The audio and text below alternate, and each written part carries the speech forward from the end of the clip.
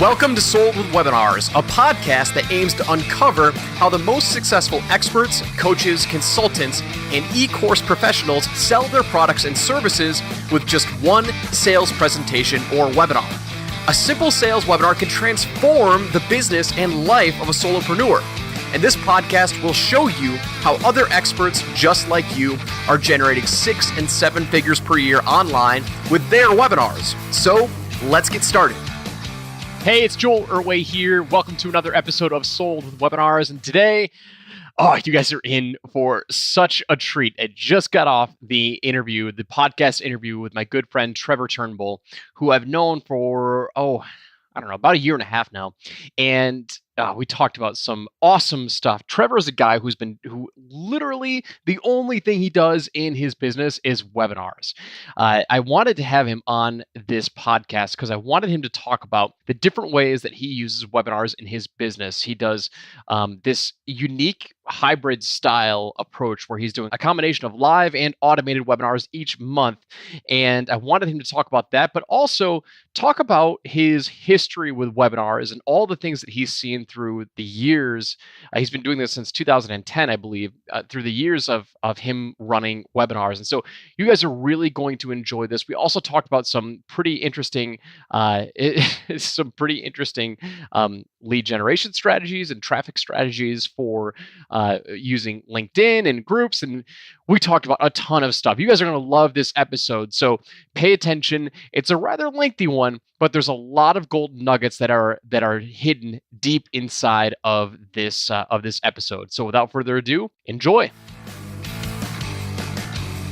Hey, Trevor, man, super excited to have you on the show. Welcome to Sold with Webinars. Yeah, no, I appreciate it. We've been, as you said, connected for like a year and a half now, and obviously worked together a little bit, and even just shared lots of ideas and all that. So yeah, really, really excited to be on here. And it's funny you say that too, because like in the last year and a half or so, since my LinkedIn training programs have kind of taken off, I go to these conferences now and I do run into people that are like, I know you. I'm thinking, I don't know how I know you. But I'm starting to embrace that more. I'm a very, humble, from a small town in Saskatchewan, Canada, middle of Canada. So, it's our nature to not get too big of egos and stuff. But I'm starting to embrace the idea that, hey, you know what? Why not run with this and try and use it for the greater good to help educate people? So here we are. We're going to talk about webinars. Absolutely, dude. So our conversation today, we just had our pre-podcast little powwow to figure out which direction we wanted to take our conversation today. And I think what we want to talk about is you've obviously used webinars a ton in your business. And you were telling me earlier that it's essentially been 100% your sole sales focus. You've taken down all of your sales pages, everything that you have set up inside of your online business, one way or another points either to a live or an evergreen webinar. So give my audience a little bit of background about who you are, what products do you sell, like what is your business model, and then talk about how webinars have been the driver of your business. Sure. Yeah. So I have a couple of training programs around LinkedIn, and then we offer services as well to do lead generation for companies leveraging LinkedIn. So there's a lot of aspects of, CRM management and copywriting and communications and Facebook ads and everything else that's combined in those services. But the core of what I do is teach people how to use LinkedIn and also leverage LinkedIn to help them turn a cold lead into a warm prospect and more clients. It's just relationship building, right? Mm-hmm. And I got into this space like 10 years ago. To give you the shortened version, I was using LinkedIn myself to build my network in the sports industry, because at the time I was working with a professional football team and we were doing a lot of social media stuff just in general. And I started using LinkedIn to connect with people. And I actually ended up connecting with Lewis Howes along the way. And Lewis and I were kind of running in the same circles. I'm sure a lot of your listeners would know who Lewis is. But, Lewis actually had the idea to create a LinkedIn course at the same time as me. And I registered LinkedInfluence because I was like, that would be an awesome name if I ever launched a course. And then I never got around to it. And Lewis had the same idea without us knowing each other. And he actually looked up the who is on the domain. So I owned it, reached out and said, hey, would you sell it? I said, nah, I don't want to sell it, but I'll give it to you. Let's work together. So I ran his sports recruiting website for years and how that ties back to webinars is I've been doing webinars since like 2010, 2011 type things, like 6-7 years. Yeah. And it's evolved a lot since then. But we used to sell our online program and all of the training that we had through webinars like 6-7 years ago, and it's changed a lot because, and I'm sure everybody that's listening would know that, we used to get 60-70% attendance rates. Like, it was insane. And our close rates were ridiculous too, because there just wasn't that many people doing webinars and that were any good at it. That is, it's got harder. It's definitely got harder. And I know when we connected, that was one of the things I was talking to you about. Is like, I've got this good program. It's selling okay, but I'm just not getting the kind of conversions. I'm not getting the right people on. I'm not getting the qualified leads in. And we adjusted a few things along the way. I know you helped me with my deck, which was hugely helpful. I'm still using some of the strategies, a lot of the strategies that you gave me advice on. And yeah, it continues to evolve to today. And there's a lot of different things we've tested over the last few years, and we've got things working good now. But I know it's going to change again. Like it's a constant learning thing. I think that's why people probably listen to your podcast. Is you just need to find new ideas and test them, adjust as you go, and make the best of it. So I'm curious. Okay, so let's get back to 2010, 2011, right? Yeah. You said you're starting out doing the webinars. I wasn't in the webinar game back then. So from a curiosity standpoint, I want to know what's changed since then. So aside from attendance rates and aside from close rates, is there anything else that has really changed, or is that the primary variable? Well, you know what? Like in at that point, I think it was easy to get people to attend because it was so new. It was different, and it wasn't that new, but it was new to see it in different niche areas, right? Like what we were teaching was how to get a job in sports, right? So, okay, you're a student, you're a sports business student, you want to work for your favorite NFL team. This is the path, right? And here's the program and the support system to help you get there. And then we would partner with like recruiters and job boards and that type of thing. But back then, it was less about leading them down a journey and helping them see the potential of what they could get to if they, were to invest in something, or if they were to see the pain points and then realize this is the solution. And it was more just, like laying out like, hey, here's what we have to offer. You want to get this. This is going to help you get there. So it was kind of the starting points of storytelling, I guess, with webinars, where I feel like that's more important now. People don't want to be just pitched and sold stuff. Back then, you could kind of just do that. You could go straight to almost a sales pitch, and there was a model to, I don't want to say manipulate because that's not the right word, but to almost like guide somebody down the path of the sale, but in a very direct approach. Whereas now I personally feel like building trust and being honest with people and transparent about the how much work it might be to do your program and not giving them some false hope of you're going to make $1 million and live on a beach. I feel like that actually resonates with people more, but it makes the sales process harder. But I made that change because, even in my space, and I know it's every topic out there, there's more competition. So if everybody's talking about the same thing or guaranteeing instant results and it's not true, you lose trust, right? So I made a choice, and I know we'll get into this talking about, how I've set up my evergreens and all that, to just try and be honest with people. And it probably has hurt my sales on my lower price product a little bit because I am so honest about like, look, this is not turnkey super easy. Like you got to put the time in. This is real business building, but the people that buy love it. And they stick around, and they're huge advocates now, and it's just keeps growing and growing from there. So we can speak to that point for just a second because it's really, it's really, really important. So when people, and we've seen this more and more recently too, as we pick up more biz op clients, like sometimes we just you just feel kind of awful. Like we've become like the business opportunity space. Like I got to be careful of how I say this because like I don't want to knock any of the people in the biz op space down at all. But like, man, people are just kind of sick of it. Like I know that like, especially in the biz op space, they're webinar junkies. So like, that's why webinars work so well in the biz op space is because like, they love it. They love to consume and they love to buy. And, what we've been seeing work really, really well is being transparent upfront. So like what we're doing now is like, we're actually making the offer within the first 3 minutes of the webinar. Oh, wow. Like going through some of the bonuses, going through some of the components. It's a very, very short pitch, but we say, listen, at the end, we've got an offer. It's $1,000. I don't expect everybody to buy. I actually learned this from one of my past sold webinar guests, Tim Page. I want to give him credit because I'm now implementing this in my own webinars. I'm making notes, Joel. Yeah, so that's going to go live. My old school pen, right? You can tell I went to school in the early 2000s. Yeah. So we actually make the offer. I tested this in my live webinar last week, and it worked. I had God, I don't want to derail this conversation, but I only had 5 attendees, and I sold 3 of them. Wow. And so we have massive technical issues with our live webinar, which is why nobody showed up.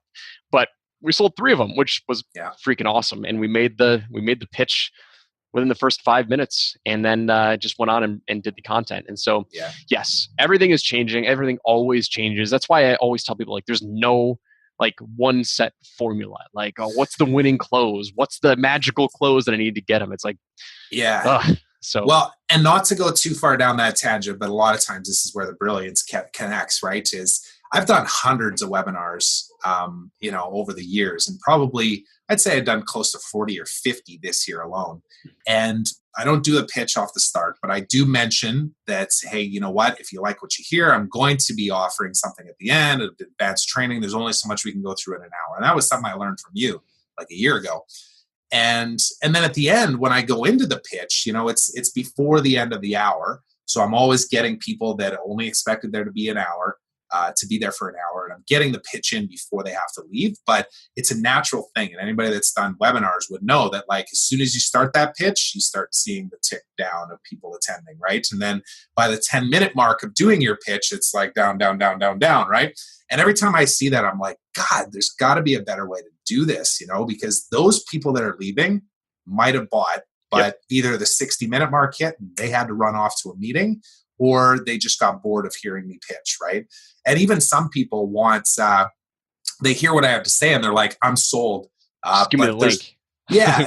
But you know what? There's no way I'm going to actually do this myself. Do you guys do this for me? And a lot of times I'm having to say, yes, absolutely. Just hang tight for 10 minutes and I'll get to the call number. So that's where I'm at right now, is trying to figure that out. How do I actually give everybody everything that they want without overwhelming them? Because that's one of the rules that I've always learned is keep it focused, keep people going down the path of realizing that here's your pain, here's the solution I can provide, and then this is how you can go and buy, right? So yeah, it's interesting to hear you say that, because I might start to consider now how I could create a landing page that actually has you want an advanced training, go to this link. You want us to do it for you, go to this link, and then combine a sales page with my webinar. Mm-hmm. And it'd be interesting to see how many people I kept on, or if I dropped them right at the start, That's all. So that's always the fear. Mark. People always think that if I give the offer right away, people are going to leave, and it doesn't happen. It just doesn't happen, because you're still going to give content and just say, you can even frame it as listen, some people might not be able to stick around for the full hour, or we might even go a little bit longer. And I realize that some of you want to take action now. So here's the link, quick synopsis of the offer, then we get into the content. So we're still messing with it, but it went very well Interesting. last week. So I'm going to try that, Joel. Yeah. So I can't even remember what we were talking about earlier, how we even got on this tangent. That's exactly why I framed it. It's I'm going off on a tangent, but don't worry, we'll come back, right? Yeah. Well, you're asking me about how these webinars have evolved over the years, for sure, and maybe we're starting to go down that path of where I've taken things to now. So let's get back on track here. And where I really wanted to focus was, you've used webinars as your sole source of sales. That's the only way that you generate sales now. Yeah. And so you've got a lot of experience, been doing them since 2010. So now you've developed a system where every month you do them live and you do them evergreen. Yeah. Share with my audience a little bit about why you did that, and what does your system look like now when you do this hybrid approach? We're doing live, you're doing evergreen. Explain that process. Sure. So at the start of this year, I committed to doing live webinars quarterly, almost like a mini launch every quarter, because I do a challenge with my group, with my do-it-yourself group, but that happens in the middle month of every quarter. So it just made sense. In January, go hard with the webinars, line up 8 to 10 webinars that are either with affiliates or just to my list. And then come February, I've got this, extra support challenge. It was just an easy way to kind of like pitch that, like, this is the best time to buy, And it worked really well. We did big numbers in like January and April, which was the first 2 months of that quarterly launch. But I was still finding that those 2 months in between, it was just like, I'd go boom, and then I'd go boom, So I was like, I got to figure out a way to like make this a little more balanced. So I thought, well, why don't I do, number one, I need to get an evergreen system in place so that people can watch my webinars when I'm not there. But also, how do I do it more consistently? So back in like May, I decided to do live webinars every 2 weeks. And then I found that was just too much to do, just because it was hard to get the numbers up on the live webinars consistently. And I switched it here in September to do live webinars every month. So I've got a full month to kind of get momentum built and get partners on board. Because I have my system set up so that an affiliate can promote my live webinars. Even though their face isn't on the landing page or anything, it's just me presenting to them. They can promote a live webinar if they choose to do live versus an evergreen. So the evergreen, again, I decided to set up back in, it was around the same time, like May type thing. And again, it was just so that people could watch while I wasn't there. And do you want me to dive into kind of how I decided on the evergreen setup and how that all worked? Yeah, I would love to, because like there's a million different ways that people do evergreen webinars, and I would love to hear your take. Yeah, so I researched the few options that are out there, and there's quite a few, but I ended up landing on EverWebinar, and for a few different reasons. And then I ended up switching from using GoToWebinar to using Webinar Jam, because I wanted the integration between the two platforms and to be able to like push right over to Evergreen. And that's been a bit of a struggle along the way too, because Webinar Jam has struggled a bit. But I found their latest launch to be pretty good. Like their new software seems to be pretty good. But with the Evergreen, I chose to, I took my best recording and I put it up, and then I incorporated it in my funnel, which we'll get into in a sec. But I made the choice to be very transparent at the start of it, even though I saw, everybody pretending like their evergreen webinars were live. And anybody that's in this space, like does digital marketing, it's not live, right? People that aren't in this space, you're going to trick 20% of them. And they may buy because they think it's live and it's just the greatest thing ever. They can watch it in 15 minutes. Oh my God, I can't believe that I made this live webinar, Yep. And then you got like 80% of those people though, that will eventually realize that like this person's trying to trick me into thinking this is live. And then you lose credibility and trust, right?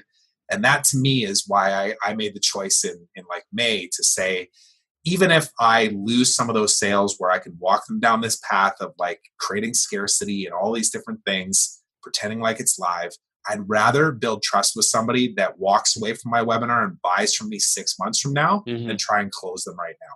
Yep. So I put like a 1-minute video at the start of my evergreen with just like this, me on video saying, hey, I'm really excited that you're here.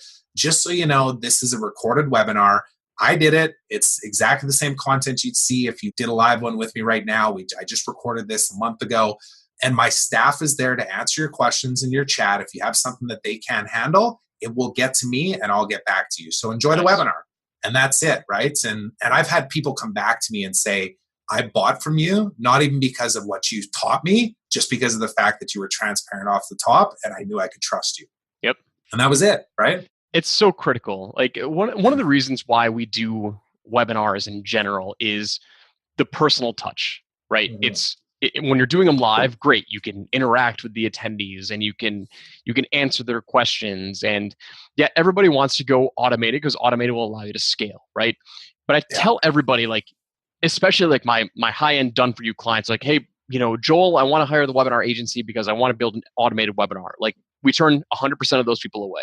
If the answer to this question is no, I say, are you willing to do them live for a few weeks while we test the message? And if they're like, no, I just want to go straight automated, I'm like, then we can't help you, because there's just so much that you have to work on, and you need to be able to get that interaction with your live attendees. And so the fact that you now put a video in front of your webinar saying like, listen, the content's the same, like we did this a month ago or whatever, you still maintain that integrity with your list. Because if you're getting them and they've never heard of you before, whether it's from a joint promotion or from cold traffic, like, save your list. Like, don't ruin the relationship by trying to screw them or fake them out with a fake live webinar. And you're absolutely right. Way too many people do it. Yeah. Well, and to speak about the value of like doing the live webinar too, because they're time consuming. And you know what? Sometimes maybe your promotions don't go quite right and you get 5 people show up, right? Yeah. And I've done lots of those too. Like, don't kid yourself. Some people look at what I'm doing because I try and help people as much as I can around webinars too, just because I have a lot of experience in it. But the common thing that you always hear from people is just this fear, like, I'm going to put all this time and effort in and nobody's going to show up. Who cares? Do it anyways. Like, go through your normal routine because you're going to figure out that one thing that you should have said differently that you will next time because you've seen it, you've heard it, and you know the trigger of how to actually react to it the next time. I've done, like I said, I don't know how many. I should actually tally these up, but it's been hundreds of webinars in the last year and a half. And it's changed every single time. And now when I do it, I get people that follow up with me that are like, that was the best webinar I've ever been on. And I don't do that to blow smoke. I just know that I've done it so many times that I'm good at it now because I've done it over and over again. It's like an athlete, you got to practice. Like anything in life, it's 10,000 hour rule, right? Yep. You just got to keep doing it. So anyways, I'd encourage people that are maybe listening, getting started or whatever, here's what you should do first. Yes, absorb as much information as you can from smart guys like Joel, and then stop learning and just do. Implement, and then adjust from there. 100%. So to recap a little bit about what you've done. So now you've implemented a system where every month you're doing a combination of live and evergreen webinars. So you've got your assets in place. So somebody downloads a lead magnet, a free resource, whatever it is, on your thank you page, depending on the time of the month, they are going to get invited to either an evergreen webinar or a live webinar. So everybody on your list is always going to be invited to some form of a webinar. And that is your only sales mechanism, right? Yeah, absolutely. And if people want to check this out, you can just go to 30daysalesmachine.com/checklist or /profile or /scripts is the third one that I just created. So those are 3 lead magnets that I created. And they all have really simple landing pages that offer a PDF or a mini video series or whatever. And you'll see how this works because I know that's how I like to learn. It's that's how we met, funnel hacking, right? But when you go there and you opt in for that really easy thing to get, the immediate page you land on has a video of me on it saying, hey, thanks for opting in for this. You're going to love it. It's in your inbox, big red letters at the top. I don't give it to them right there because I want them to pay attention on the video. And then I say, I got a webinar coming up too. All the info's down below. And I've got 2 versions of that thank you page. So when I do a live webinar, say it's next week, I'll change all of my thank you pages so that it promotes the live webinar. So every sign up that goes in, it just signs up for the live webinar. As soon as that live webinar is done, I switch them back over so that they go to the evergreen. So they're always going to some form of a webinar, right? And then my lead magnets themselves, the PDFs, obviously all have hey, you want to learn more about how to actually put this into real application and see a case study? Go sign up for a webinar. 7 email series, go sign up for a webinar, right? Education and sign up for a webinar. Yep. So it's all going to webinars. And I know that right now I'm starting to realize that there's a big market out there for what I do that's not necessarily the do-it-yourself because LinkedIn is not push-button easy. It's just not, It's relationship building, it's sales pipeline building, it's old school marketing brought into the digital age. And a lot of people that we get on webinars, they love what they hear, but they want somebody else to do it. So we're starting to go down that path of figuring out how we can filter or segment those people down those journeys as well. And that's where, I'm making my notes here, man, because you know what, right off the start, I think what I'd switch in my webinars right now is to say hey, if you're going to like what you hear here, you can go to these links. We've got a do-it-yourself option. It's done for you. Let's not get too distracted. I'll teach you this and you can come back to it later, but actually allow them the opportunity to go and explore those options too. So yeah, it's just so fun to know how you can get instant feedback on the products and services you offer through webinars. So I'm a huge advocate, obviously. So where I want to go next is I want to talk about offer setup and offer creation because you've gone through multiple variations of your offer, price points, what people like, what people don't like, selling your done-for-you service, doing an application to a phone call. Can we take a step back and talk about your journey, let's say over the past 2 years of sure, what you've done with your program, different price points, different offers, and what you've found to work and what you found not to work? Because I think it's a huge sticking point for our audience, like crafting the perfect offer. So let's hear right from somebody who's gone through this exercise for the past 7 years. Yeah. And, I'll maybe preface this with saying like what I chose to do and what works for me may work for you too. So you can follow this. Mm-hmm. Or because I know you've probably talked to other people that say like, oh, I can crush it with $1,000 product on a webinar. Whereas I can tell you, I haven't been able to crush it with $1,000 product. And maybe it's just my approach, who knows? But anyways, take what you can from this and then implement, But I did start with this program at like $9.97 on a one-time fee. And because of that, I was selling on webinars directly to an order form, and I just wasn't getting good conversions. And that was right around the time I talked to you. And you said, well, why don't you get these people on the phone and just close them on the phone? I was like, it might take too much time. And then, it's contradictory to what I'm saying right now, because like that nudge that you gave me is exactly why I'm in the position that I am now is, yes, I did 9 phone calls where people shuffled their feet. And I was like, my God, that was a waste of time. But the 10th one bought. And then I realized from all the other 9 conversations what those people actually needed. So it's so worth it to do these calls, especially if you're just starting out. But what I found though was doing the phone calls to sell a $1,000 product. And I tested this lots versus selling directly on a webinar for $4.97 straight to an order form. I was able to get about the same amount of volume as far as conversions, right? So from a time perspective, I was like, why would I not just sell my program at $4.97 direct to an order form? Because now when I do webinars, I'll get 5, 10, 15 sales come in, and I can look at it and go, I'm going to go home and play with my kid now. Like I don't have to do phone calls. I don't have to line up anything, So that's why I made that choice. But we also, and we can dig into the dynamics of how we actually set that up if you want to. That might be going down a rabbit hole. But we started to offer a phone call option again, though, too, for what I said earlier, which is some people just want to have that one question answered that they didn't have the courage to ask on the webinar or just didn't get addressed within the timeline. So we give them the option to line up a phone call. And we still end up closing like over 50% of those on our do-it-yourself program. And then probably 10% of them end up being clients because they just didn't realize what else we had to offer until we go down the path. And they're like, oh, you guys can do that for me? And we're like, yeah. So the phone call option is still a good thing too. So that's kind of how it's evolved. And now, like I say, I don't mention anything at the start about what we offer. I just say I'm going to have an offer. And then I pitch my program, the $4.97 one-time fee. And then I offer a phone call and we talk a little bit about done for you services. Yep. So, and I'm going to be evolving that as I go too, for sure. Do you have any Ascension offers for people who buy the $4.97? Like down the road, do you have anything else that you can sell them? Because what I've found is that like you either have a short-term approach or you've got a long-term approach. And right, when you like $4.97, $7.97, $9.99, whatever it is, like yeah.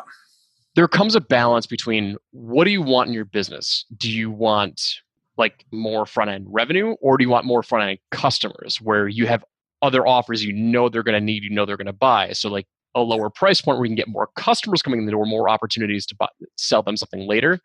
Yeah. It's a delicate balancing act when you pick your offers, right? So like, what other products do you have to offer them down the road? Yeah. So right after that sale, we do offer a one-time offer for an upsell for a done for you service that is what we call our accelerator package. So it's basically you work with an account manager and a virtual assistant, and they do all the work for you. You still get access to the program and all that. And then I'm actually in the process of rebuilding our website to be able to display what all these packages are transparently, and to say like, if you're a 30-day sales machine member, you get this price. If you're not, you get this price. It's like 25% more. So it just makes sense to join the program, right? And the reason I did that too was because, my margin in my business is really in the online sales of my program, because like I said, it's somebody buys and they're in, and there's no real extra work aside from the support that we provide through our groups and stuff, right? Which I can scale. I can help 100 people or 1,000, and the community helps support it along the way. But I actually have this page up on here right now, which is why I'm kind of looking at another screen. But, we've got multiple different price points for our done for you services, where previously it used to just be, here's the one thing we offer. Do you want it? Here's the cheapest you'll ever get it. Now it's, hey, here's the program that we offer for a done-for-you solution. We've got a light version of that, and we've got a plus version of that too, if you really want a hands-off approach where we qualify your leads for you. So the only time you're talking to somebody is when they put their hand up and say, I want to learn more, So we built that out. We don't have anything public facing on this. We're building that out right now. But those price points vary between $9.97 per campaign, which is a campaign's typically a 5 weeks type thing, so around a month, upwards of $6,000 over a month, right, or a campaign, and that's for additional services that we offer that include email and retargeting of your leads that you're building on LinkedIn. It's more of a full circle kind of a marketing effort, right? So that's the stuff that we offer now. And then going forward, I'm throwing around ideas of what else we can do, like offering a monthly recurring fee to just access the support group or something. Because a lot of times the support group is really where a lot of the value is, right? It's what's working right now and who experimented with this in this industry. And then offering other services that are complementary to this too, even because what we sell for training and then done for you is lead generation, right? But you could benefit from, a LinkedIn makeover package. And we stopped doing that, but now we're going to add it on because we've kind of fine-tuned our offering. And then even a sales team accelerator package that we're working on now, because I'm finding that when I speak to VPs of sales that have 40 staff underneath their umbrella, they don't want just one guy doing this or one gal doing this. They want 40 people doing it, right? So I'm putting together packages now where we can actually create continuity between all the salespeople from a messaging standpoint, and then give them some training to go out into the market to generate new sales in their individual markets and support them that way too. So I'm finding that our business is evolving based on the feedback that we get from webinars again, right? People tell us what they need and then we build it. What is the take rate on your one-time offer, for the done for you? I'm curious because I've got my own presumptions about that. So, would you be able to share rough numbers? You don't have to get into exact specifics, but is it worth it, or do you think it could be better? It could be better. It's pretty low right now. It's probably less than 5%, I would say right now. And for something that's double the price of what they're buying right now, I guess that might be part of the issue. I don't know. I honestly don't know. I just haven't switched it because I just haven't switched it. I just haven't taken the time to figure it out, But yeah, it's low. It's lower than I wanted it to be. And here's another thing I'll tell you too, Joel, is now that we've been working with clients, we have 60 clients that we work with on a recurring basis right now at least $1,000 per campaign, right? So it's good revenue coming in, and the margins are lower. But what we found is if somebody buys that upsell right from a webinar, they usually stick around for one campaign because they're looking for a silver bullet, right? Yeah. The magic bullet. If they get into the program and they start doing it and they're like, holy crap, this works, but I don't got time for this. Maybe I'll talk to these guys. And they line up a call and we go, look, we can do 1 month for you, but you need to do 3 months. Nothing works in 1 month. So we'll do 3 months and then they're staying for 6, 7 months at a time, right? Or 6, 7 campaigns. I keep saying months. It's more like campaigns. But if we stopped offering that one-time offer, I think we would get less of those people that are kicking the can, expecting amazing results. And instead we might, drive them straight to a phone call within a week or two type thing through our email follow-up sequences and stuff. But yeah, I'd love to chat with you about that too, because I'm sure there's better ways that we can be doing it as well. Yeah. So one of my other clients was getting a 50% uptick on their one-time offer from the webinar sale. Yeah. And the reason why I was hesitant about your one-time offer and why I kind of thought that it could be better is because the people who are coming onto your webinar, they are not your ideal. You're going to get some people who want you to do it for you, but they're going to hop on the phone and just say, hey, listen, I want you to do it for me. I don't want to go through a course, right? But the people who spend time, most of the people who spend time and watch a webinar, they don't have as much of a value on their time as the people who are willing to pay extra money to get someone to do it for you. Yeah. So when you sell them a course and they're like, hey, you just watched the webinar and you bought the course to do it yourself. Let me do it for you. It's I think that there's another opportunity for a better upsell there. And so you already mentioned it, which is a paid support group. I've got a couple of friends who do this as a one-time offer. Actually, one of my early podcast guests, Mike Morrison, gave me this idea. It was you sell the course and then your one-time offer is monthly support group. So the course doesn't include the group community, that's an additional fee. So whether it's $47 a month or $97 a month, like you can even give them a 14-day free trial, and then they start to get into rebill. But that's just an opportunity, or just a thought that I had for you. Yeah. Well, and on that note too, Joel, because I've thought about offering something like that, and I'll end up doing this in the near future here, but my hesitancy of pulling out the support group from my offer was, how will that impact my one-time offer or my one-time fee, $497 to get into the program? Are they valuing the group that much that's making them go, oh, this is a no-brainer, I'll take it, right? Or if I took it away and didn't even mention it in the pitch, but then offered it as the upsell, it could work well. And that's why I like talking about this stuff, because the truth is I don't have a clue, but I should test it. Yep. Like I just don't know. You just don't know until you test it. I think you'd be surprised at what's going to happen if you remove the support from your offer. Yeah, and not even drop the price. Right? Yeah. So we've had a lot of courses that we sell without any support. Mine sells without support. I don't have an upsell just yet because we're revamping our program as we speak. It will be an upsell. Like it'll be exactly what I just told you. So ours is $997 right now. The price of that is going to go up probably in the next few months, but right now it's $997 when we pitched on the webinar. Yeah. Then there's going to be a one-time offer for a 14-day free trial into some sort of webinar support group, webinar community. It'll probably be $97 a month, but they'll get a 14-day free trial so they can see, interact with people, talk to people. And I've had a lot of people request it who have bought the course. So like, hey, is there a community for this or a support group? Yeah. And I'm like, no, there's not, not in the core offer. Right? And I've told them we are building one, but it's just not ready yet. And so I think it'd be a no-brainer. Yeah, and it's an exciting thing to go down that path. And I realize like it's tougher when you're first starting out if you're offering something like that, because you might have a group of 0 people, right? But for where I'm at with my stuff, like there's over 800 people that have bought my program, and I think about 450 or 500 or so are in our Facebook group that's very active. And I've got a support person that's in there that's, creating infographics to poke people every day saying like, what do you got going on today? What closed this week? Like we're creating a community, right? And those people are answering each other's questions at the start. And this is where I'd say if anybody's planning on doing this, at the start, I was super active in there. Like I made sure I was on every question that came in and I was keeping people updated. Now I've pulled back on that because people answer questions before I even get to them, So it becomes self-sufficient after a while. And it's such a great addition to a program. So yeah, I'm excited, man. I got notes. I'm ready to go and start doing some new stuff.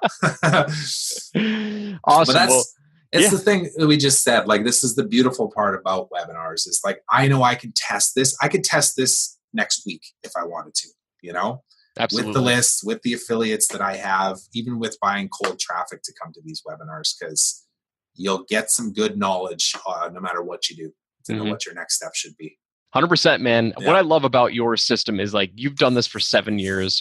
You're just now getting into paid traffic. I repeat this over and over and over again because from the groups that I kind of played in for a long time, the internet marketing group, a lot of them are heavy in paid traffic. And it's like, I just want to stress that like you don't need paid traffic. I just lined up with partnership with somebody and he had never even heard of affiliate webinars before. He was like, hey, you just want to do a webinar to my list? I'm like, yeah, I've got an offer. Like, do you want to split the commissions? And he's like, what do you mean? I'm like, if I sell these programs, would you like half? And he's like, yes. Yeah. It's like, sometimes you just got to get out of your comfort zone. Like people need content. People need great content. Webinars are a great way to do it. And don't think that you need paid traffic to make this work. It's not a requirement. And if what you have to offer is truly valuable, especially in the free content that you offer through a webinar, if it's very educational and value add first, and yes, of course, if you have a product, because you got to make money at this, but here's another little tip for all your listeners too, is LinkedIn group owners. Do you know how many massive LinkedIn groups there are out there in a ton of different industries? I got to get back on that. I'm so glad you recommended that because I actually, before we even personally met, I've heard about that through one of your, I don't know, somewhere where you promoted it or talked about it. But I'm like, I just haven't even been on LinkedIn in a long time, but I got to get back on it. Yeah. like I did one, a promotion with a group owner who owns a group that's like digital marketing professionals, essentially, is what's the people that are in it. It's like 45,000 people, right? And, we tweak the message as far as like the call to action to come to the webinar based on, them being freelancers and consultants, right? Like they're not salespeople working for big corporations with 40 sales staff. They're individuals, right?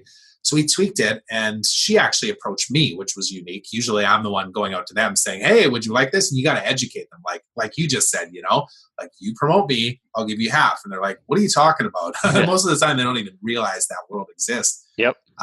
But it worked. Like it worked well. We ended up with, over 100, I think, attendees from her message that went out to that group. It's awesome. And I think it was maybe 3 or 4 sales. So it was like under our average of what we typically do, but it was still, $1,000 or a couple $1,000 in that person's pockets. And now she's on board. Like she wants to do it every month. She's like, when do you do this again? When do you do it again? I'm like, yeah, every month. Every month we do live webinars. She's like, I'm in. Just send me the copy and I'll mail it for you. That's awesome. So yeah, you just got to reach out to these people, because most of the people that built big LinkedIn groups over the last like 10 years don't even realize the value they're sitting on.